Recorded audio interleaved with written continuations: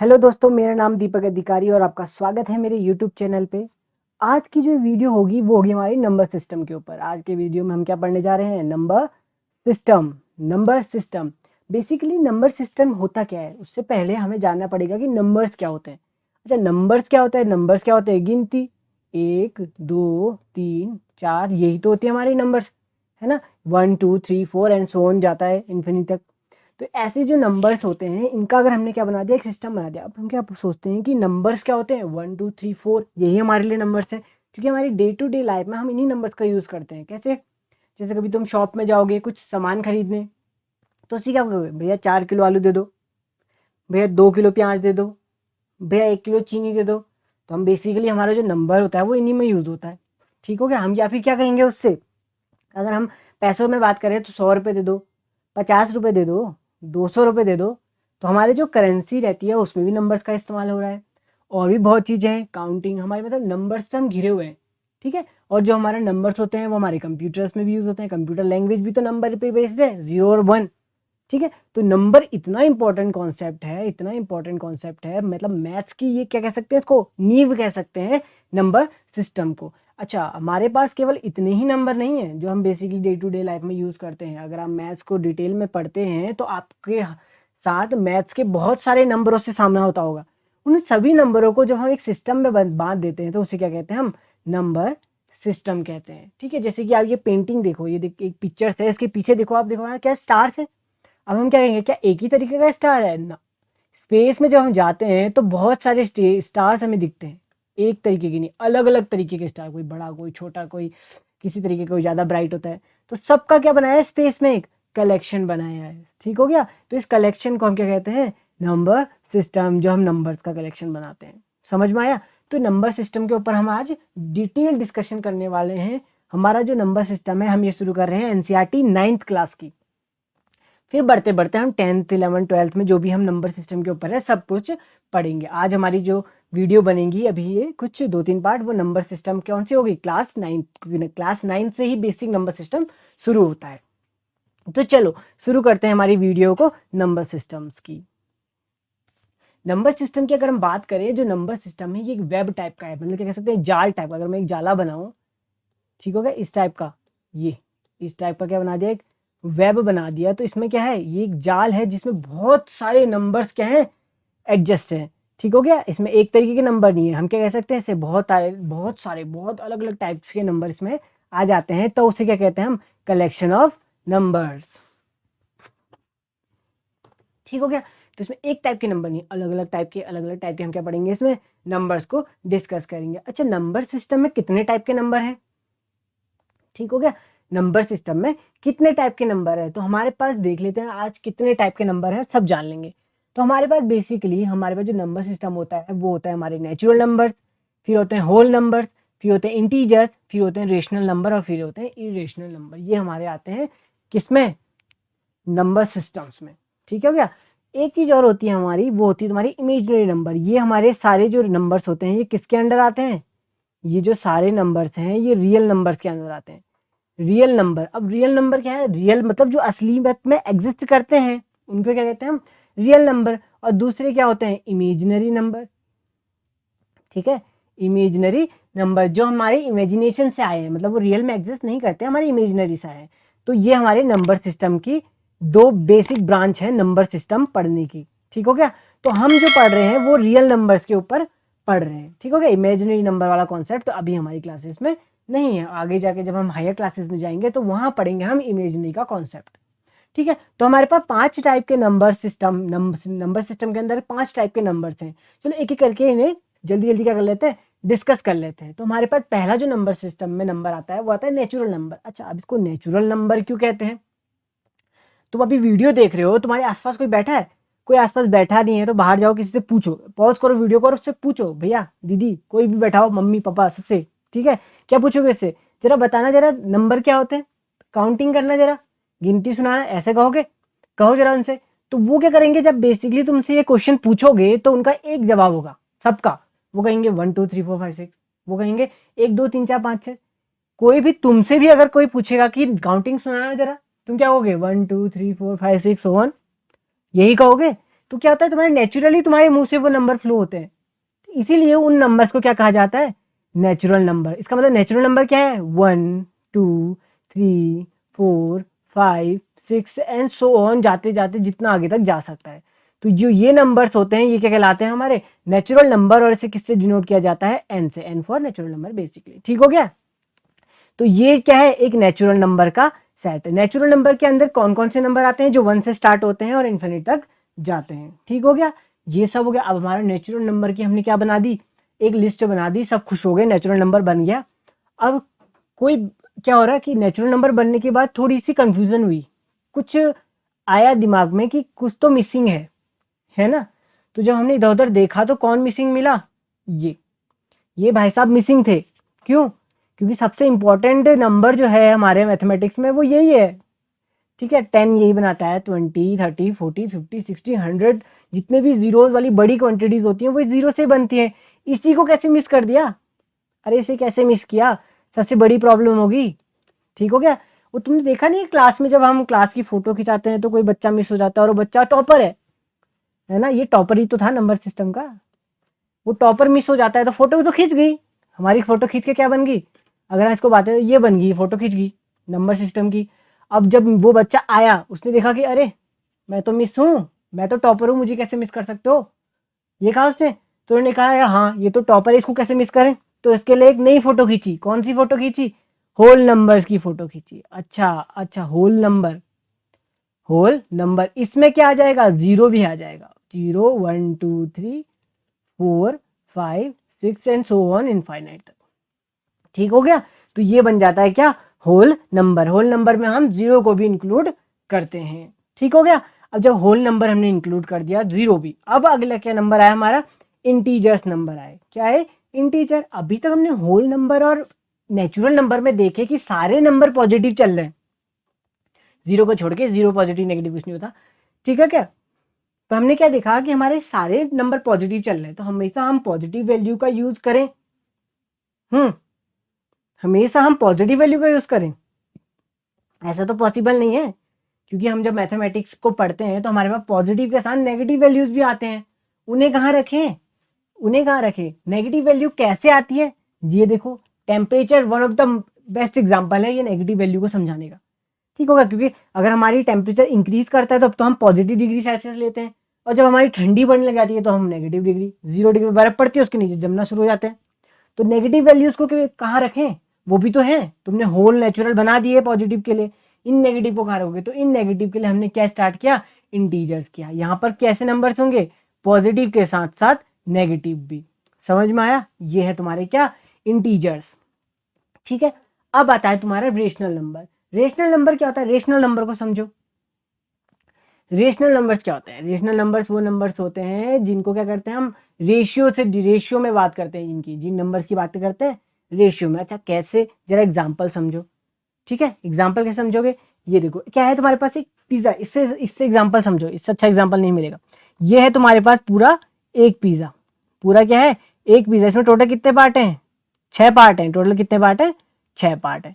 अब तुमने मान लो इसमें से 2 पिज्जा के टुकड़े खा लिए, तो तुम क्या कहोगे, मैंने 2 पीस खाए, कितने में से, 6 में से। 6 में से कितने पीस खाए, 2। 6 में से कितने पीस खाए, 2। तो जब हम पार्ट की बात करते हैं, पार्ट को डिफाइन करना चाहते हैं, उनको, उस वैल्यूज को क्या कहते हैं हम, रेशनल नंबर्स।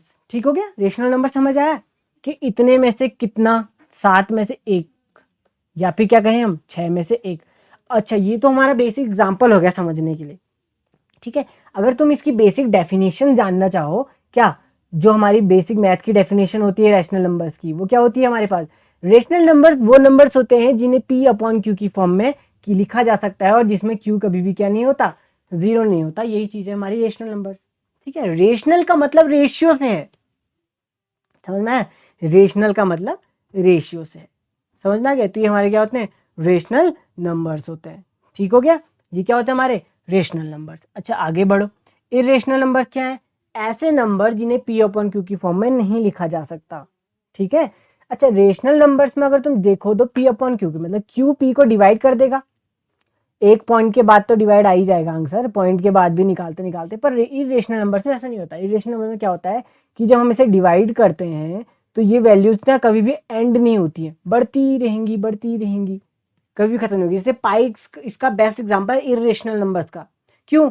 पाई की वैल्यू जब हम निकालने बैठे हैं तो आज भी हम उसकी वैल्यू नहीं निकाल पाए, इतनी वैल्यू निकालने के बावजूद भी हम पाई की वैल्यू आज तक नहीं निकाल पाए। क्यों? क्योंकि बहुत बड़ी वैल्यू होती है, तो हम क्या करते हैं, अप्रॉक्स में 3.14 ही यूज कर लेते हैं। इतनी बड़ी वैल्यू है कि आज तक नहीं निकली।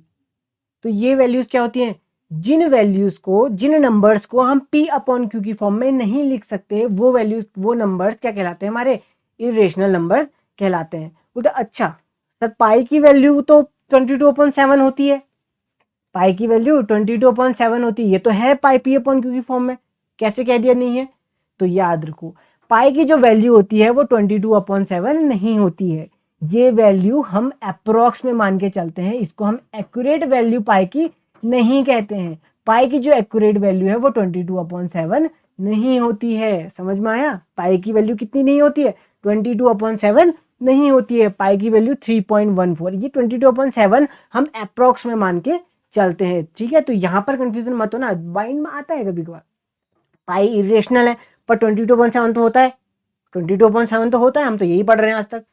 पर 22/7 पाई की वैल्यू नहीं होती, वो हम अप्रोक्स वैल्यू मान के चलते हैं पाई की कैलकुलेशन करने के लिए। पाई की वैल्यू हमारी आज तक नहीं निकली है, हम अप्रोक्स में 3.14 लेके चलते हैं और रेशियो के फॉर्म में 22/7 लेके चलते हैं, ये अप्रोक्स में हमारी वैल्यूज रहती है पाई की। तो समझ आया? रेशनल नंबर क्या हो गए, जिन नंबर को हम p अपॉन क्यू के फॉर्म में लिख सकते हैं। इरेशनल नंबर क्या हो गए, जिन्हें p अपॉन क्यू के फॉर्म में नहीं लिख सकते। ये हमारा क्या होता है, नंबर्स होते हैं। तो हमारे नंबर सिस्टम में ये 5-6 नंबर्स की, ठीक हो गया? नंबर सिस्टम में क्या है, ये 5 नंबर हैं जिनको हम स्टडी करेंगे अभी 9th क्लास में। आगे बढ़ो, ठीक हो गया? ये क्या कह रहा है, there are infinitely many rational numbers between any two given rational numbers. कह रहा है कोई भी दो रेशनल नंबर्स को तुम उठा दोगे तो उनके बीच में तुम्हें इनफाइनाइटली मैनी रेशनल नंबर्स मिल जाएंगे। अच्छा ऐसे कैसे? जैसे मान लो तुम्हारे पास इधर 1 है और इधर कितना है, 2 है। हमने तो देखा है 1 के बाद डायरेक्टली 2 आता है, इसके बीच में इनफाइनाइट नंबर कहाँ से आ गए? तो हमें क्या पता है, इसके बीच में भी इनफाइनाइट नंबर होते हैं। ये 1 2 3 4 5 6 7 8 9 ऐसा टाइप का हमने स्केल में देखे होंगे नंबर्स। तो जब हम इन्हें जूम करते जाएंगे तो इनके अंदर भी क्या निकलते रहते हैं, नंबर्स निकलते। क्वेश्चन हमारे इसमें एनसीईआरटी में है, कैसे क्वेश्चन, कि हम किन्हीं दो रेशनल नंबर्स के बीच में कैसे रेशनल नंबर्स फाइंड कर सकते हैं। ठीक है, तो कह रहा है find rational number between 2 and 3। 2 और 3 के बीच में क्या फाइंड करो, कह रहा है रेशनल नंबर फाइंड करो। इसने कहा कि इनफाइनाइट होते हैं, हमने कहा हाँ चेक करते हैं, चलो इनफाइनाइट होते होते नहीं होते। एनसीईआरटी के हिसाब से मैं दिखाऊं तो इसमें 2 मेथड है हमारे पास, ठीक हो गया? एक एनसीईआरटी की मेथड है और एक मेथड और है। पहले हम देखते हैं अपनी मेथड, जो हम मेथड यूज करेंगे इसमें। तो हमारी मेथड क्या है, तो हमारे पे 2 है और क्या है, 3 है। 2 और क्या है, 3 है। तो इन दोनों के बीच में हमें क्या निकालने, रेशनल नंबर निकालने। तो हम इनके बीच में कितने रेशनल नंबर निकाल सकते हैं? तो सबसे पहले इस क्वेश्चन को, इसको क्या लिख सकते हैं हम, 2/1 3/1। ठीक हो गया? तो इसको क्या करो, 10 से अपर भी मल्टीप्लाई कर दो और नीचे भी मल्टीप्लाई कर दो। यहाँ भी 10 से भी मल्टीप्लाई कर दो और 10 से मल्टीप्लाई कर दो। इसमें कितना हो जाएगा, 20/10। और ये कितना हो जाएगा तुम्हारा, 30/10। तो इसके बीच में 21 से लेकर 22 23 24 25 26 27 28 29, ये सब क्या अपॉन में 10 होगा। तो इतने रेशनल नंबर मिल गए, ठीक है? ये तो इनफाइनाइट नहीं है। अच्छा इनफाइनाइट नहीं है तो 2/1 इसको जरा 100 से मल्टीप्लाई कर दो और इसको किससे मल्टीप्लाई कर दो, 100 से मल्टीप्लाई कर दो। तो ये कितना हो जाएगा तुम्हारा 200/100 और ये कितना हो जाएगा तुम्हारा 300/100। अभी तक तो 10 ही आ रहे थे, अब 100 आ गए। वैसे ही अगर मैं 1000 से मल्टीप्लाई कर दूँ तो और बढ़ जाएगा, 2000 से मल्टीप्लाई कर दूँ तो और बढ़ जाएगा। तो इसका मतलब किन्हीं दो रेशनल नंबर्स के बीच में हम कितने भी क्या निकाल सकते हैं, रेशनल नंबर फाइंड कर सकते हैं। एक मेथड तो ये है कि दोनों साइड 10 से मल्टीप्लाई और डिवाइड कर दो और बीच में जो नंबर्स आएंगे वो तुम्हारे क्या कहलाएंगे, रेशनल नंबर्स कहलाएंगे इन 2 और 3 के बीच में। अच्छा एनसीईआरटी की जरा मेथड समझो। एनसीईआरटी की मेथड क्या है, एनसीईआरटी में एक जो मेथड है वो कुछ इस तरीके से, जैसे मान लो ये 2 है ये 3 है, इन दोनों को क्या करो तुम, 2 को 3 से प्लस करो डिवाइडेड बाय 2 कर दो। ये मेथड हमारी बीच के नंबर निकालने के लिए होती है। तो ये कितना हो जाएगा 5/2। तो इसका मतलब 2 और 3 के बीच में यहाँ पर क्या आ रहा होगा 5/2। अच्छा अब मेरे को रेशनल नंबर निकालना है तो मैं 5/2 और 3 के बीच में भी रेशनल नंबर फाइंड कर सकता हूँ। हाँ दोनों को ऐड कर दो और डिवाइडेड बाय कर दो 2 कर दो तो कितना हो जाएगा 6 6 5 11 11/2 2 इतना हो जाएगा, तो ये हो जाएगा 11/4। तो मतलब 5/2 और 3 के बीच में भी क्या होगा, एक रेशनल नंबर होगा 11/4। ठीक है, तो इसी तरीके से मैं किन्हीं भी दो नंबर के बीच में क्या निकाल सकता हूँ, नंबर फाइंड कर सकता हूँ। जैसे 2 और इसके बीच में निकालने के लिए मुझे क्या करना है, बस इन दोनों को ऐड करना है और डिवाइडेड बाय क्या करना है, 2 करना है। तो फॉर्मूला क्या है, r+s/2, मतलब पहला नंबर प्लस दूसरा नंबर डिवाइडेड बाय 2 करोगे तो उनके बीच का नंबर आ जाएगा। तो वही चीज़ तो क्या, 2 + 3 डिवाइडेड बाय 2, तो 5/2 आया। फिर वैसे 5/2 + 3 डिवाइडेड बाय 2 तो 11/4 आया। वैसी तरीके से इनके बीच के हम कोई भी नंबर्स को क्या कर सकते हैं, फाइंड कर सकते हैं। तो ये हमारा क्या हो गया, हमें क्या फाइंड करना है, इसमें रेशनल नंबर फाइंड करने थे दो के बीच में, 2 और 3 के बीच में। तो हमने फाइंड कर लिया। तो हमारे पास दो मेथड है। ठीक है, इसको क्या कह सकते हैं हम, टाइप 1, और इसको क्या कह सकते हो, टाइप 2, दो टाइप। ठीक है, टाइप 1 में क्या किया हमने, ऊपर भी 10 से मल्टीप्लाई किया, नीचे भी 10 से मल्टीप्लाई किया, ऊपर भी 10 से मल्टीप्लाई किया, नीचे भी 10 से क्यों मल्टीप्लाई कर रहे हैं, अपनी कैलकुलेशन को सिंपल रखने के लिए कर रहे हैं। ठीक हो गया, अपनी कैलकुलेशन को सिंपल रखने के लिए 10 से मल्टीप्लाई किया है। ठीक हो गया, बस यही चीज़ है, ये थी। तो 2 10 20 और ये हो जाएगा तुम्हारा 10, यहाँ हो जाएगा 30/10। तो बीच में कितने नंबर है, 21 22 23 से लेकर 29 के बीच में हमें कितने नंबर मिल जाएंगे, यहाँ पर 9 नंबर मिल जाएंगे। ठीक हो गया, तो इतने नंबर हमें मिल गए। अच्छा, अब मैं अगर नंबर बढ़ाने हैं तो कितने, 100 से कर दो, और नंबर बढ़ाने हैं तो 1000 से कर दो। जितने नंबर चाहिए रेशनल नंबर, उतने नंबर मिलते रहेंगे। एक मेथड होगी। दूसरी मेथड क्या है, ये एनसीईआरटी में है तुम्हारे पास। एनसीईआरटी के एग्जाम्पल में इस मेथड का यूज किया है, कौन सा, r+s/2 का। मतलब किन्हीं दो नंबर को r+s/2 लगाओगे तो उनके बीच का नंबर तुम्हें क्या मिल जाएगा, बीच का नंबर फाइंड कर सकते हो। r क्या है, पहला नंबर, s क्या है, दूसरा नंबर, डिवाइडेड बाय 2 करोगे तो इनके सेंटर नंबर मिल जाएगा, 2 और 3 के बीच वाला। उसी तरीके से 3 और 5/2 को ऐड करोगे तो इनके बीच का नंबर मिल जाएगा। उसी तरीके से 5/2 और 2 को ऐड करोगे तो इनके बीच का निकल जाएगा। फिर इन दोनों के बीच का भी निकाल सकते हो, फिर इन दोनों के बीच का भी निकाल सकते हो, फिर इन दोनों के बीच का भी निकाल सकते हो, फिर इन दोनों के बीच का भी निकाल सकते हो। तो ऐसे तुम बहुत सारे अलग अलग नंबर्स को फाइंड कर सकते हो। तो infinitely many rational numbers find कर सकते हो किन्हीं भी दो नंबर्स के बीच में। समझ में आया क्वेश्चन किस तरीके से था, समझ में आया। तो ये हो गया हमारा क्या, दो नंबर्स के बीच में हमने क्या फाइंड कर दिया, रेशनल नंबर। तुम अब चाहो तो किसी भी मेथड का यूज कर सकते हो, इस मेथड का भी यूज कर सकते हो और इस मेथड का यूज कर सकते हो। जितने नंबर निकालने को कहेगा उतने नंबर निकाल लो। समझ में आया, ठीक है। बड़े अगले क्वेश्चन की तरफ, जो नेक्स्ट क्वेश्चन देखो, नेक्स्ट क्वेश्चन में हमारे पास रेशियोज में देखा है 3/5 एंड 4/5, 3/5 और 4/5। तो एक काम करो, इधर भी 10 से मल्टीप्लाई कर दो, इधर भी 10 से मल्टीप्लाई कर दो, इधर भी 10 से मल्टीप्लाई कर दो, और इधर भी 10 से। तो कितना हो जाएगा, 30/50 हो जाएगा, और ये कितना हो जाएगा, 40/50। अच्छा, इसके बीच में 31/50 आता होगा, 32/50 भी आता होगा, 33/50 भी आता होगा, ऐसे ऐसे करके 39/50 भी आता होगा। तो ये हमारे क्या निकल गए, रेशनल नंबर है। वो जितने रेशनल नंबर निकालने को कहेगा उतने रेशनल नंबर निकाल लो। समझ में आया, इजी था। किन्हीं दो नंबर्स के बीच में तुम्हें रेशनल नंबर निकालना है, बस खत्म होगी बात यहीं पर। रेशनल नंबर निकालना कितना आसान है, किन्हीं दो नंबर्स के बीच में क्या किया, 10 से ऊपर भी मल्टीप्लाई करो, 10 से नीचे भी मल्टीप्लाई करो, बस यहाँ से तुम्हारा 30/50 आ गया, यहाँ 40/50 आ गया, और ये नंबर आ गया तुम्हारे बीच के कोई भी रेशनल नंबर। जितने पूछे, 6 7 8 पूछे तो लिख लो, बात खत्म। तो रेशनल नंबर फाइंड करने आ गए किन्हीं दो नंबर्स के बीच में। ठीक है, तो अब ये समझो, ये छोटा सा कॉन्सेप्ट है और बड़ा अच्छा कॉन्सेप्ट है। ये जो रेशनल नंबर्स होते हैं और इरेशनल नंबर्स होते हैं, इनको मिला के हमारा क्या बनता है, रियल नंबर। जो हमारा रियल नंबर होता है, ये कलेक्शन होता है किसका, सारे रेशनल नंबर्स का और सारे इरेशनल नंबर्स का क्या होता है, कलेक्शन होता है। इरेशनल नंबर के अंदर भी हमें इंटीजर भी मिल जाएंगे, होल नंबर भी मिल जाएंगे, और नेचुरल नंबर्स भी मिल जाएंगे। ठीक हो गया। रेशनल नंबर्स क्या होते हैं, रेशनल नंबर होते हैं तुम्हारे रेशियो में, जिन्हें P/Q की फॉर्म में हम लिख सकते हैं, नहीं, जिन्हें P/Q की फॉर्म में लिख सकते हैं। तो क्या मैं 2 को भी P/Q की फॉर्म में लिख सकता हूँ, हाँ, 2/1। मतलब 2 क्या है, एक नेचुरल नंबर भी है और होल नंबर भी है। अच्छा, ठीक हो गया। 0, ठीक है, ये भी हो गया। इंटीजर्स की बात करें तो क्या मैं -1 को 1/2 भी लिख सकता हूँ, हाँ, नेगेटिव वाला भी और नेगेटिव वाला ऐसे भी लिख सकता हूँ, तो ये भी P/Q की फॉर्म में है। इसका मतलब इंटीजर्स भी, मतलब रेशनल नंबर्स के अंदर इंटीजर्स भी आ जाते हैं, होल नंबर भी आ जाते हैं और नेचुरल नंबर भी आ जाते हैं। इसी तरीके से इंटीजर के अंदर होल नंबर भी आ जाते हैं और नेचुरल नंबर भी आ जाते हैं। अच्छा, इंटीजर में पॉजिटिव वाला पोर्शन आता है। इंटीजर क्या होता है, ये 0 होता है, यहाँ से पॉजिटिव वाले होते हैं और इधर को सब नेगेटिव वाले होते हैं। अच्छा मैं ये पूरा इंटीजर है ना, तो इसका ये वाला पोर्शन जो जीरो वाला पोर्शन है इधर का, ये तो होल नंबर वाला आता है, इसका मतलब इंटीजर के अंदर होल नंबर भी होते हैं। और जो 1 2 3 के बाद का पोर्शन है ये नेचुरल नंबर है, इसका मतलब इंटीजर के अंदर नेचुरल नंबर भी आते हैं। ठीक है। अच्छा होल नंबर की बात करें तो होल नंबर के अंदर नेचुरल नंबर आते हैं, हाँ आते हैं। 0 होता है, 1 होता है, 2 होता है, 3 होता है एंड सो ऑन। इसका मतलब 0 से लेके यहाँ तक तो होल नंबर है, पर जो ये वाला पोर्शन है ये तो नेचुरल नंबर है, तो होल नंबर के अंदर क्या आ जाते हैं, नेचुरल नंबर आ जाते हैं। इसका मतलब क्या है, इनके अंदर क्या है, होल रेशनल नंबर्स के अंदर सारे नंबर आ जाएंगे, इंटीजर भी, होल नंबर भी और नेशनल भी।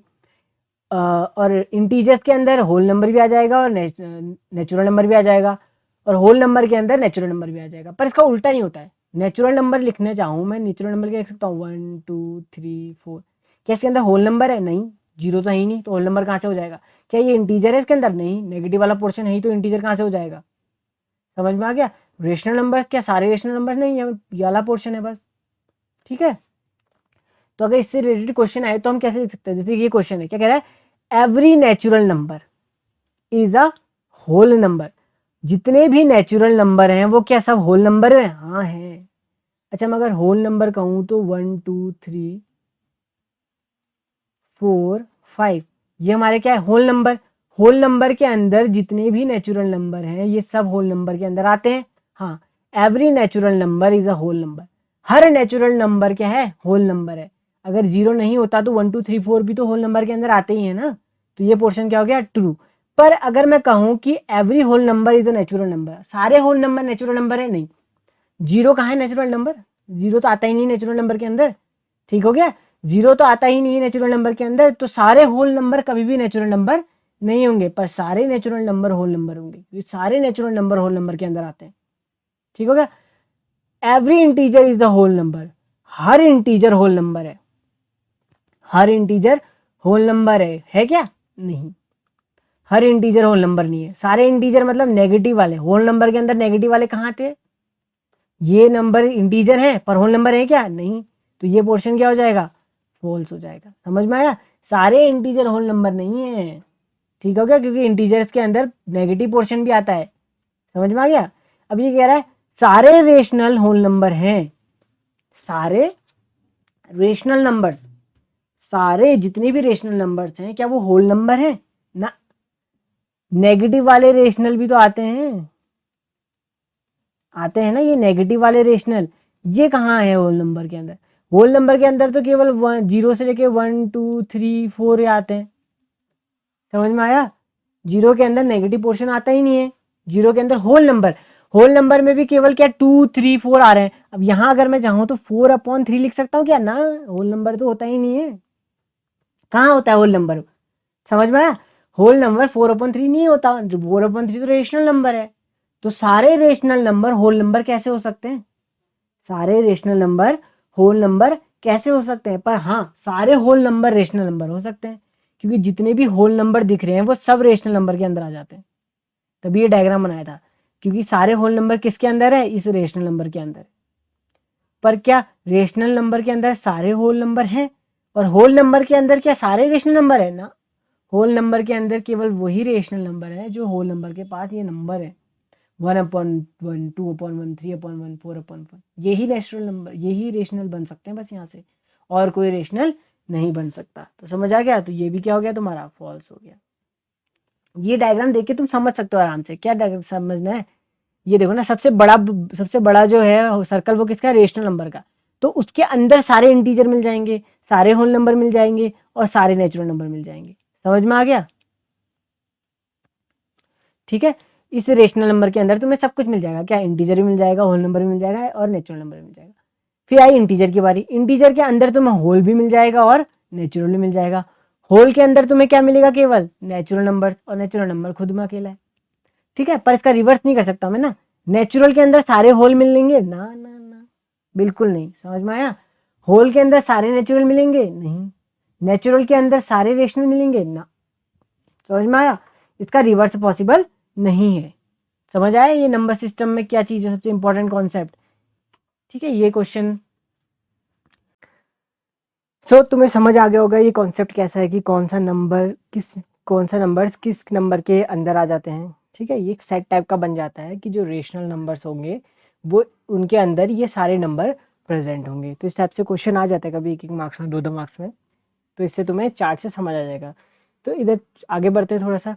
ये देखो, इसे समझने से पहले ये देखो चार्ट बना रखा है एक छोटा सा नंबर सिस्टम का, समझ आ जाएगा क्या होता है। देखो नंबर सिस्टम क्या होता है, हमारा जो नंबर सिस्टम होता है वो रियल नंबर और नॉन रियल नंबर से बनता है। रियल नंबर के अंदर फिर 2 कैटेगरी आ जाती हैं, रेशनल नंबर और इरेशनल नंबर। तो जो रियल में एग्जिस्ट करते हैं नंबर वो तो रियल नंबर है ना।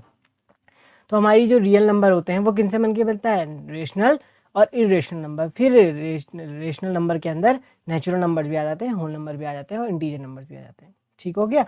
इसीलिए क्या कह रहे हैं हम, जो सारे रेशनल नंबर है, जो सारे रेशनल नंबर्स है एंड जो सारे इरेशनल नंबर्स हैं वो टुगेदर एक साथ अगर हम उन्हें कलेक्ट कर दे तो क्या बनता है, रियल नंबर्स बनते हैं। तो इसीलिए जो हमारी नंबर लाइन होती है, क्या कहते हैं, जो हमारी ये नंबर लाइन होती है इसको रियल नंबर लाइन भी कहते हैं। समझ में आया। जो नंबर लाइन हमारी होती है, कौन सी नंबर लाइन, जो हमारी नंबर लाइन में सारे नंबर्स होते हैं ना, पॉजिटिव नेगेटिव माइनस इन्फिनिटी से लेके प्लस इन्फिनिटी तक, उसे और क्या नाम दिया जाता है, रियल नंबर लाइन, क्योंकि उसमें रियल नंबर्स होते हैं सारे। और रियल नंबर्स क्या होते हैं, जिसके अंदर रेशनल्स भी आ जाते हैं, इरेशनल्स भी आ जाते हैं। अच्छा, रेशनल्स आ गए तो बाकी के जो होल नेचुरल है ये तो ऑटोमेटिकली आ गए। समझ में आ गया, ठीक है।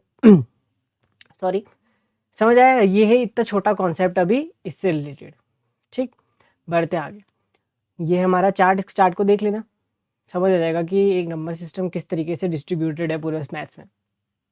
अब बढ़ते हैं आगे। अब जो आ रहा है थोड़ा इंपॉर्टेंट कॉन्सेप्ट आ रहा है, 9th क्लास में इससे ज़्यादा कुछ है भी नहीं तुम्हारे इसमें। ठीक हो गया, जितना अभी तक पढ़ाया है उतना ही है। एक तुम्हें क्या करना है, 2 नंबर्स के बीच में रेशनल नंबर्स फाइंड करने हैं, और एक ये था, अभी तक के चैप्टर में इतना था, थोड़ा बेसिक डिटेल मैंने बता दिया। अब दूसरा है तुम्हारा इरेशनल नंबर्स को प्लॉट करना है नंबर लाइन में। अच्छा, इरेशनल नंबर्स को भी प्लॉट करना है, रेशनल नंबर को क्यों नहीं करना है प्लॉट। अरे रेशनल नंबर को प्लॉट करना आसान होता है, कोई कुछ नहीं होता। देखो मैं तुम्हें बताता हूँ, पहले तो बता दो रेशनल नंबर क्या होता है। रेशनल नंबर वो जिन्हें पी अपॉन क्यू की फॉर्म में लिखा जा सकता है। इरेशनल वो जिन्हें पी अपॉन क्यू की फॉर्म में नहीं लिखा जा सकता, जैसे √2, √3, √5, पाई। ठीक है, और क्या होते हैं तुम्हारे, एक ये नंबर भी होते हैं। ठीक हो गया, इस टाइप से इन नंबर्स को नंबर लाइन में रिप्रेजेंट करना मुश्किल होता है। अब इरेशनल नंबर्स ये होते हैं। रेशनल नंबर्स को नंबर लाइन में रिप्रेजेंट इजीली कर सकते हैं। ऐसे कोई रेशनल नंबर लो 1/2, ये रेशनल नंबर है, तो उसको तुम पॉइंट को करोगे तो 0.5 आ जाएगा। 0.5 तो नंबर लाइन में प्रेजेंट होता है, ये 1 होता है, ये 2 हो गया, यहाँ पर तुम्हारा 0 होता है, तो यहाँ पर बीच में कहीं पर होता है 0.5। देख लो, इतना आसान होता है। नंबर सिस्टम में किसी भी रेशनल नंबर को पुट करना बहुत सिंपल होता है, पर मुश्किल कहाँ जाती है, मुश्किल तब आ जाती है जब हमें क्या पुट करना पड़ जाता है, इरेशनल नंबर। तो इस इरेशनल नंबर को हम कैसे किसी नंबर सिस्टम में, किसी नंबर लाइन में लोकेट करेंगे, उसके लिए एक तरीका है। ठीक हो गया, एनसीईआरटी में एक तरीका है। कैसा तरीका है जरा देखो। तो इरेशनल नंबर्स क्या नंबर हुए, ऐसे नंबर जिन्हें हम किसमें प्रेजेंट कर, ऐसे नंबर जिन्हें हम पी अपॉन क्यू की फॉर्म में रिप्रेजेंट नहीं कर सकते, जैसे कि √2 हो गया, √3 हो गया, √15 हो गया, ऐसी √5 भी होता है। पाई की वैल्यू होगी 0.1011011110, ये सब, ये तुम्हारे क्या है, नॉन टर्मिनेटिंग नॉन रिकर्सिव। ये नंबर्स को हम क्या कहते हैं, non terminating and non recursive. मतलब एक तो ये टर्मिनेट भी नहीं हो रहे हैं और रिकर्सन मतलब रिपीट भी नहीं हो रहे हैं। ठीक है, अभी हम जब आगे जाएंगे तो हम वहाँ रिकर्सिंग वाले कॉन्सेप्ट को भी सीखेंगे। ठीक हो गया, तो हम इरेशनल नंबर्स को नंबर सिस्टम में, नंबर लाइन में कैसे प्लॉट करते हैं, तो उसके लिए कुछ इक्विपमेंट लगेंगे। तो इक्विपमेंट ले लो, जैसे कि इक्विपमेंट क्या है हमारे पास, एक स्केल चाहिए, एक कंपास चाहिए, एक प्रोटेक्टर चाहिए, और एक क्या चाहिए, पेंसिल चाहिए, ये चीज़ चाहिए। ठीक है, इजी है किसी भी इरेशनल नंबर को हमें किस में प्लॉट करना, किसी नंबर लाइन में प्लॉट करना बहुत आसान है। बस एक बात समझ लो ढंग से तो इजीली समझ आ जाएगा। ठीक हो गया, तो हमें क्या चाहिए, देखो नंबर लाइन है ये हमारे पास, इसमें पॉजिटिव नेगेटिव दोनों आ जाएंगे। इधर साइड से जो होंगे हमारे पॉजिटिव कॉन्सेप्ट आ जाएगा, 0 से इधर को, ठीक हो गया, 0 से इधर को पॉजिटिव वाला कॉन्सेप्ट और उधर को कितना आ जाएगा, नेगेटिव कॉन्सेप्ट आ जाएगा। तो हमें करना क्या है, मान लो हमें √2 को क्या करना है, नंबर लाइन में पुट करना है। तो हमें √2 को नंबर लाइन में पुट करना है, तो उसके लिए थोड़ा पाइथागोरस का कॉन्सेप्ट आना चाहिए। ठीक है, जो पाइथागोरस होता है उसने एक कॉन्सेप्ट दिया था क्या, हाइपोटेन्यूज का square is equal to base का स्क्वायर प्लस परपेंडिकुलर स्क्वायर। ये राइट एंगल ट्रायंगल के लिए है, राइट एंगल ट्रायंगल के लिए ये हाइपोटेन्यूज होता है, ये बेस होता है, और ये क्या होता है तुम्हारा, परपेंडिकुलर होता है। ठीक हो गया, इसका इस्तेमाल कैसे कर सकते हैं हम, तो हम क्या करते हैं, देखो यहाँ पर इस तरीके से है, तो हमारे √2 को हम क्या लिख सकते हैं, √1 का स्क्वायर प्लस 1 का स्क्वायर लिख सकते हैं। अंडर रूट 2 को पाइथागोरस थ्योरम लगा रहे हैं क्योंकि हमारा ट्रायंगल बनाएंगे। रूट 2 को क्या लिख सकता हूँ, अंडर रूट 1 का स्क्वायर प्लस 1 का स्क्वायर। हाँ ठीक हो गया। पाइथागोरस थ्योरम के हिसाब से ये हाइपोटेन्यूस हो गया, यहाँ पर परपेंडिकुलर हो गया और ये बेस हो गया। ठीक है, तो परपेंडिकुलर और बेस और ये हाइपोटेन्यूस। तो हमें करना क्या है, सबसे पहले यहाँ पर जो 1 सेंटीमीटर है और यहाँ पर जो 1 सेंटीमीटर है, दोनों जगह कोई भी 1 सेंटीमीटर को उठा लो, तो 0 से पुट करके एक 1 सेंटीमीटर की लाइन खींचो। ठीक होगा, ये क्या हो गया हमारी 1 सेंटीमीटर की लाइन। फिर प्रोटेक्टर से यहाँ पर क्या खींचो, एक 90 डिग्री का एंगल खींचो। प्रोटेक्टर से क्या खींचना है, यहाँ पर एक 90 डिग्री का लाइन। ठीक हो गया, स्ट्रेट लाइन खींचनी है इस प्रोटेक्टर की मदद से। तो प्रोटेक्टर की मदद से जब मैं यहाँ 90 डिग्री का एंगल खींचूंगा तो मुझे यहाँ पर एक 90 डिग्री मिल जाएगा। तो यहाँ पर हमारा दूसरा क्या है, परपेंडिकुलर बेस। अगर ये 1 सेंटीमीटर है तो ये भी तो 1 सेंटीमीटर है, तो स्केल से नापो 1 सेंटीमीटर कहीं आ जाएगा। फिर इस पॉइंट को और इस पॉइंट को क्या कर दो, कनेक्ट कर दो। ठीक हो गया, इस पॉइंट को इस पॉइंट को क्या कर दो, कनेक्ट कर दो। अगर ये 1 है ये 1 है तो हाइपोटेन्यूस तो अंडर रूट 2 होना चाहिए था। हाँ अंडर रूट 2 होना चाहिए था, समझ आया, ये अंडर रूट 2। अब क्या करना है, इस कंपास की मदद से कंपास के पॉइंट को यहाँ रखो, पेंसिल से इसकी यहाँ तक की लेंथ नापो। पेंसिल जब कंपास में फिट करोगे तो 0 से लेके इस पॉइंट तक की क्या लिखो, लेंथ को मेजर करो और यहाँ से एक आर्क बनाओ नीचे को ऐसे करके। ठीक है, यहाँ पर तुमने कंपास रखा, पेंसिल से यहाँ से क्या बनाओ, एक आर्क बनाओ, और जहाँ पर ये लाइन इस नंबर लाइन को कट करेगी वहाँ पर तुम्हारी वैल्यू क्या आ जाएगी, √2 वैल्यू प्लॉट हो जाएगी नंबर सिस्टम में। समझ आया क्या किया, समझ आया।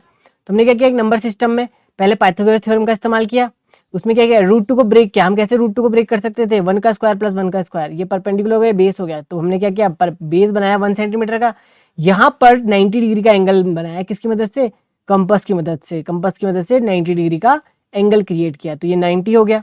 फिर हमने इसे 1 सेंटीमीटर मेजर किया, क्योंकि ये 1 था ये 1 था, तो यहाँ पर 1 सेंटीमीटर मान लो मेजर हो गया।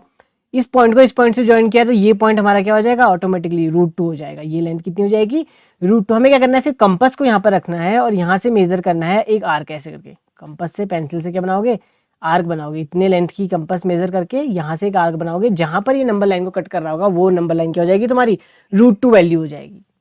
समझ में आया क्या किया। इसी तरीके से हम किसी भी रेशनल नंबर को नंबर लाइन में पुट कर सकते हैं। जैसे कि अगला देखो, अगर मैं मान लो √3 को पुट करना चाहता हूँ, किसको, √3 को नंबर लाइन में पुट करना चाहता हूँ, तो मैं क्या करूँगा, पहले एक नंबर लाइन खींचूंगा, ये हो जाएगी तुम्हारी 0 1 2 3 4 और 5। ठीक है, तो मैं √3 को भी ब्रेक करना पड़ेगा। तो √3 को कैसे ब्रेक कर सकता हूँ मैं, √2 का स्क्वायर प्लस 1 का स्क्वायर। अच्छा, √2 का स्क्वायर करोगे तो 2 हो जाएगा, प्लस 1 का स्क्वायर 1 हो जाएगा, तो इक्वल टू √3 हो जाएगा, आ जाएगा। तो इस तरीके से ब्रेक हो गया। इसका मतलब क्या करना है मुझे, एक नंबर लाइन तो मेरी P होना चाहिए या B, कोई भी दोनों में से P भी मान सकते हो, परपेंडिकुलर या बेस। तो मैंने क्या किया, 1 सेंटीमीटर की लाइन खींची, 1 सेंटीमीटर की लाइन खींची, क्योंकि √2 तो अभी है नहीं ना मेरे पास। ये 1 सेंटीमीटर की लाइन खींची, ठीक है। उसके बाद क्या किया, फिर से 1 सेंटीमीटर की लाइन खींची। मतलब वही चीज़ मैंने क्या किया, पहले मैंने √2 निकाला, क्या निकाला, √2 फाइंड किया। तो √2 फाइंड करने के लिए मेरे पास पीछे तरीका था, 1 सेंटीमीटर यहाँ खींची, 1 सेंटीमीटर यहाँ 90 डिग्री के साथ डी की मदद से, फिर इसको ज्वाइन किया। ठीक है, तो इसको ज्वाइन किया तो ये तो क्या गया, √2 आ गया, मुझे लेंथ मिल गई √2 की। अच्छा, अब मैं क्या करता हूँ, इस पॉइंट पे डी रख के एक 90 डिग्री ऊपर को खींचा। इस पॉइंट पे क्या करा, डी रख के 90 डिग्री की लेंथ ऊपर को खींची, इसको 1 सेंटीमीटर मेजर कर दिया। तो यहाँ से इस पॉइंट तक ज्वाइन करूंगा तो यहाँ पर भी एक ट्रायंगल बन गया ना। ये वाली लेंथ कितनी है, √2, ये वाली लेंथ कितनी है 1, तो बची हुई लेंथ कितनी होनी चाहिए, √3 होनी चाहिए। समझ में आ गया, बची वाली लेंथ कितनी होनी चाहिए, √3 होनी चाहिए। फिर मैंने क्या किया, यहाँ पर कंपास रखा इस पॉइंट पे और यहाँ तक नापा, और यहाँ से फिर क्या किया, एक आर्क मेजर किया, और वो आर्क जहाँ तक लंबा लाइन को काटेगी वहाँ पर क्या आ जाएगा, हमारा √3 की वैल्यू आ जाएगी। समझ में आया कैसे मेजर करते हैं। पहले हमने क्या किया, √2 निकाला, एक लेंथ मिल गई √2 की, ये वाली, इस पे हमने परपेंडिकुलर खींचा यहाँ से। ठीक है, ये परपेंडिकुलर आ गया तो ये 1 हो गया, ये 1 हो गया, ये √2 हो गया, तो इसकी लेंथ कितनी हो जाएगी, ये जो हाइपोटेन्यूस है √3 हो जाएगी। फिर इसकी लेंथ को कंपास से मेजर करोगे और पेंसिल से क्या करोगे, एक नीचे को आर्क बनाओगे, और आर्क इस नंबर लाइन को जहाँ पर कट करेगी वो वैल्यू तुम्हारी कितनी हो जाएगी, इरेशनल नंबर की वैल्यू हो जाएगी √2। अच्छा सर ऐसा है, देखो ये हो गया हमारा, मान लो ये हमारा √2 वाला है, ठीक हो गया, ये हमारा क्या है √2। फिर यहाँ से हमने एक 90 डिग्री खींचा, ऐसा किया ना, यहाँ से 90 डिग्री खींचा, फिर इसको 1 सेंटीमीटर पे ज्वाइन किया, ये 90 डिग्री था ना, 1 सेंटीमीटर इसको ज्वाइन किया ना, और यहाँ से ज्वाइन किया तो ये तो √3 हो गया। अच्छा √3 हो गया, √4 करने के लिए मुझे क्या करना पड़ेगा, फिर यहाँ से 90 डिग्री खींचूंगा, फिर 1 सेंटीमीटर कहीं पर आएगा, फिर इसको ज्वाइन करूंगा। तो क्या मुझे हर बार ये √4, अच्छा अगर मुझे √10 दे देगा तो क्या मैं √9 तक निकाल के दिखाऊंगा है? √2 तो निकालना आ गया, √3 भी निकाल सकता हूँ √2 की मदद से, √4 तक भी निकाल सकता हूँ √3 की मदद से, चलो √5 भी निकाल दिया, ये √4 हो गया। यहाँ से फिर 90 खींचा और फिर 1 सेंटीमीटर पे इस पॉइंट से मेजर कर लिया, ठीक हो गया। तो ये वैल्यू √5 हो जाएगी। तो यहाँ से फिर इसको नापा और इसको नापने के बाद यहाँ से आर्क बनाया ऐसे करके, जहाँ से भी बनेगा आर्क, ठीक हो गया। यहाँ से आर्क बनेगा ऐसे करके, और ये आर्क जहाँ पर नंबर लाइन को काटेगा वो मेरी क्या वैल्यू हो जाएगी, √5 की वैल्यू हो जाएगी। अच्छा मैं √2 √3 √4 √5 इतना तक तो निकाल सकता हूँ, क्या मैं आगे निकाल सकता हूँ इनसे? इसके लिए तो मुझे हर बार √2 √3 √4 √5 निकालना पड़ रहा है ना। हर बार क्या निकालना पड़ रहा है, √2 भी निकालना पड़ रहा है, √3 भी निकालना पड़ रहा है, √4 भी निकालना पड़ रहा है, और √5 भी निकालना पड़ रहा है। समझ आ गया? तो क्या इस तरीके से तो हर बार क्या करना पड़ेगा, √2 से स्टार्ट करना पड़ेगा वहां तक जहां तक निकालना है, ठीक है। √3 निकालने के लिए तो मेरे पास ठीक था, चलो मैंने √2 √3 निकालने के लिए क्या किया, पहले √2 फाइंड किया, √2 फाइंड करने के लिए क्या किया, 1 सेंटीमीटर 1 सेंटीमीटर, और यहाँ पर नाप दिया क्या हो जाएगा, √2 सेंटीमीटर, ये 90 डिग्री होना चाहिए। दूसरा यहाँ से एक 90 डिग्री खींचा तो यहाँ पर 1 सेंटीमीटर पे कहीं पर ये हो जाएगा तुम्हारा ज्वाइन करके √3 हो जाएगा। समझ में आया? इतना तक तो मैं फाइंड कर सकता हूँ। अब बात क्या आ गई, ज़्यादा वैल्यूज पे तक तो मुझे √2 से यहाँ तक करने में मेरे को बहुत वैल्यू लग जाएंगे। कहीं से मुझे √20 निकालने को कह दिया, √30 निकालने को कह दिया, तब तो मुझे √30 तक फाइंड करना पड़ेगा। नहीं, तो इसके लिए क्या है, हमारे पास एक जनरल मेथड है जिससे हम किसी भी रेशनल नंबर्स का क्या निकाल, इरेशनल नंबर्स का लोकेशन निकाल सकते हैं किसी भी क्या पॉइंट पे, ठीक है। एक नंबर लाइन में किसी भी इरेशनल नंबर की लोकेशन को ट्रेस कर सकते हैं एक जनरल फॉर्मूले की मदद से, ठीक हो गया। समझ में आया क्वेश्चन ये किस तरीके से है कि कैसे हम फाइंड कर सकते हैं इरेशनल नंबर्स को जब छोटे छोटे √2 हैं। तो पहले क्या किया, उन्हें तोड़ा, ठीक है। √2 को किस में तोड़ सकते थे, 1 का स्क्वायर प्लस 1 का स्क्वायर। ये पाइथागोरस थ्योरम की मदद ली, ये बेस हो गया, ये परपेंडिकुलर हो गया, मतलब ये दोनों में से। तो मैंने क्या किया, यहाँ से यहाँ तक की 1 सेंटीमीटर यहाँ पर रख के तुम्हें डी, सबसे पहले क्या रखना है, ये डी क्या होता है, जो प्रोटेक्टर होता है, इसको रखना है इस पॉइंट पे। यहाँ से 90 डिग्री खींचना है, याद रखना, ये मत भूल जाना, यहाँ पर क्या करना है, यहाँ पर 90 डिग्री खींचना है। तो 90 डिग्री में से 1 सेंटीमीटर मेजर करोगे यहाँ पर कहीं पर, फिर वो 1 सेंटीमीटर जहाँ पर आएगा उसको इस पॉइंट से क्या कर दोगे, कनेक्ट कर दोगे। तो जो ये वैल्यू बनेगी, ये √2 की वैल्यू बनेगी इतनी। अच्छा √2 है कहाँ पर, तो सबसे पहले प्रोटेक्टर लो, मतलब ये कंपास लो, इस कंपास को यहाँ पर रखो और इतनी लेंथ मेजर करो और यहाँ से एक आर्क डाल दो नीचे को। तो यहाँ जहाँ पर भी ये आर्क नंबर लाइन को काटेगा वो वैल्यू तुम्हारी इरेशनल नंबर हो जाएगी, वो 2। वैसे ही 3 के लिए किया, 3 के लिए क्या किया, मेरे पास 3 पे एक √2 आ रहा था और एक 1 आ रहा था। तो मैंने क्या किया, एक लाइन तो √2 होनी चाहिए, तो यहाँ तक तो बताना मुश्किल है, तो हमने पहले क्या किया, √2 ही निकाला 1 वाली मेथड से। तो ये वैल्यू तो √2 हो जाएगी। फिर √2 पे एक लेंथ मिल गई मुझे इस तरीके से, देखो ये नंबर लाइन है ना, ये हो गया तुम्हारा क्या 1 सेंटीमीटर, ये भी 1 सेंटीमीटर, और यहाँ से यहाँ तक कितनी हो जाएगी तुम्हारी √2। अब मैंने क्या किया, इस पॉइंट पे डी रखा और यहाँ से एक नंबर लाइन पे क्या खींचा, परपेंडिकुलर, तो ये हो जाएगा तुम्हारा परपेंडिकुलर। इस पे हमने 1 सेंटीमीटर, क्योंकि एक नंबर तो √2 है, दूसरा 1 है, तो √2 मिल गया, 1 यहाँ तक कहीं पर हो जाएगा। फिर इस पॉइंट को जोड़ना है इस पॉइंट से, तो यहाँ पर जुड़ गया, तो ये 90 डिग्री के हिसाब से ये परपेंडिकुलर हो गया, ये बेस हो गया, तो ये हाइपोटेनस हो जाएगी, कितनी हो जाएगी, √3। फिर इसकी लेंथ नापनी है तुम्हें किससे, कंपास से। यहाँ पर कंपास रखो, लेंथ नापो और नीचे को क्या कर दो, एक आर्क डाल दो, और वो आर्क नंबर लाइन को जहाँ पर भी कट करेगा वो वैल्यू तुम्हारी क्या हो जाएगी, इरेशनल नंबर की वैल्यू हो जाएगी, ठीक है। ये तक तो ठीक था, इतना तो समझ आ रहा है कि हाँ इतना तो तय होता है। सर यहाँ तक तो समझ आया, 4 आ गया तो आपने कहा कि 3 और 2 की, 4 को तोड़ो, √4 को, चलो ये तो 2 हो जाता है, कोई बात नहीं, इसका तो कोई दिक्कत नहीं। √5 की बात आ गई, √5 को कैसे लिख सकता हूँ मैं, √4 का स्क्वायर प्लस 1, ठीक हो गया, √4 का स्क्वायर प्लस 1। तो √4 कैसे निकलेगा, तो √4 को मैंने किसकी मदद से निकाला, 3 की मदद से। तो उसके लिए क्या किया, पहले 2 डाला, 2 से 3 डाला। अच्छा √4 को मैं कैसे लिख सकता हूँ, √4 का स्क्वायर प्लस 1 का स्क्वायर लिख सकता हूँ, हाँ √4 का स्क्वायर 4 हो जाएगा, √3 का स्क्वायर प्लस 1, √3 का स्क्वायर प्लस 1 का स्क्वायर, तो √3 का स्क्वायर प्लस 1 का स्क्वायर, इसका मतलब मुझे √3 चाहिए, तो √3 निकल गया था मेरे पास पहले, ये यहाँ तक, यहाँ पर क्या किया मैंने, यहाँ पर डी रखा और 90 डिग्री एक लाइन खींची, 90 डिग्री इस लाइन के साथ, ठीक हो गया 90 डिग्री। फिर यहाँ पर 1 सेंटीमीटर मेजर किया और फिर उसे इस पॉइंट से ज्वाइन किया, तो ये वैल्यू कितनी मिल गई, √4 निकल गई। फिर √5 के लिए मैंने यहाँ √5 को कैसे तोड़ूंगा मैं, √5 को √4 का स्क्वायर प्लस 1 का स्क्वायर, तो इसका मतलब √4 चाहिए और 1 चाहिए, √4 आ गया। यहाँ से नए परपेंडिकुलर खींची तो 90 और 1 सेंटीमीटर मेजर किया, तो यहाँ से यहाँ ज्वाइन किया, तो ये कितना हो गया √5।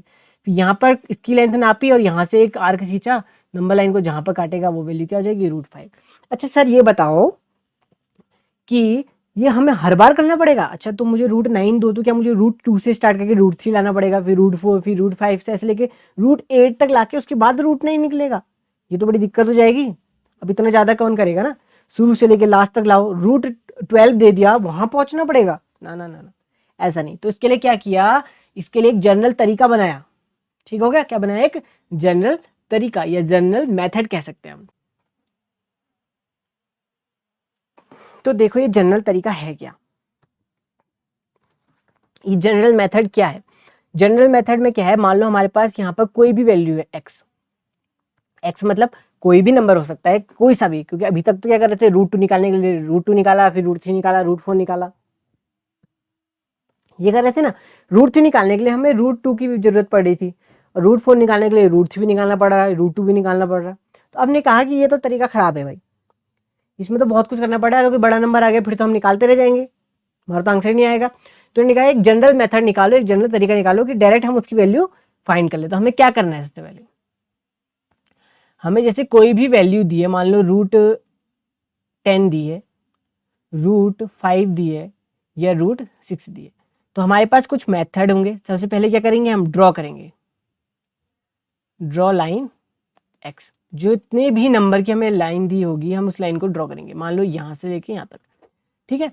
हमें 10 की दिए तो हम 10 की खींचेंगे, 5 की दिए तो 5 की खींचेंगे, 6 की दिए तो 6 की खींचेंगे, ठीक हो गया। फिर क्या करेंगे, दूसरा एक्सटेंड करेंगे, उसे बढ़ाएंगे, एक्सटेंड बाय 1 यूनिट, ये जो भी लाइन दी है इतनी, इसको एक और बढ़ाएंगे, 1 यूनिट और बढ़ाएंगे, यहाँ तक, यहाँ तक। ये डायग्राम दिख रहा है, ए से लेके बी तक हमारी जो एक्स की वैल्यू है, जो इसके अंदर नंबर होगा, उसके बाद उसे 1 सेंटीमीटर और इंक्रीज किया है सी तक, ठीक हो गया। थर्ड पार्ट में क्या करेंगे, हम मिड निकालेंगे, इनका मिड पॉइंट निकालेंगे, किसका, इस ए सी का, ये देख रहे हो ना, ए से सी तक की वैल्यू का मिड निकालेंगे, ओ पे मिड निकल रहा है, और ड्रॉ करेंगे सेमी सर्कल।